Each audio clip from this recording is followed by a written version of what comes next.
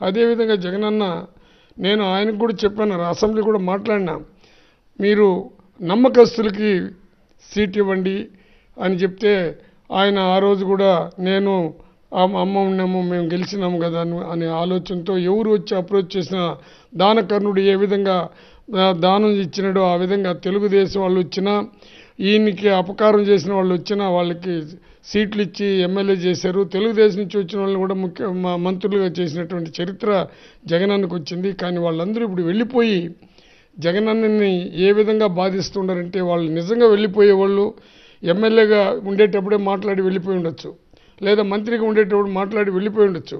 పదవులు అనుభవించి జగనన్న దగ్గర ₹1 వాళ్ళ దగ్గర ఆశించకుండా జగన్మోహన్ రెడ్డి అందరికి పదవులు ఇచ్చి ఎమ్మెల్యే సీట్ ఇచ్చి పార్టీ పెట్టి అందరినీ ఎమ్మెల్యేలు చేసి మంత్రులు చేస్తే వాళ్ళు ఒక్కొక్కరు బయటపోయి ఈరోజు మాట్లాడుతుంటే కాలం నిర్ణయిస్తుంది.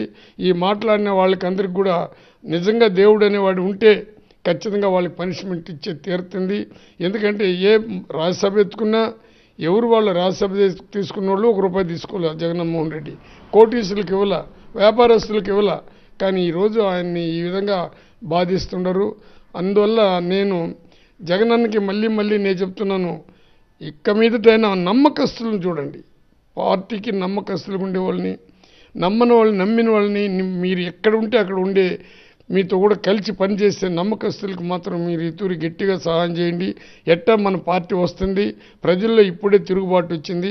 చంద్రబాబు ఈరోజు ఎలక్షన్ పెడితే కూడా మనం 175కి 175 గెలిచే పరిస్థితి కూడా వచ్చినాము. ఆయన ఎవరైనా చంద్రబాబుని విమర్శించే వాళ్ళపైన కేసులు పెట్టేది ఈరోజు పేరు నాని కానీ నిన్న కాళహస్తి మధు పైన కానీ ఈ విధంగా రకరకాలుగా జరుగుతూ ఉంది. దీన్ని మాట్లాడకుండా పోతే అన్యాయమైన సాక్షులను రెడీ చేసి కేసులు పెట్టే కార్యక్రమాలు చేస్తున్నారు.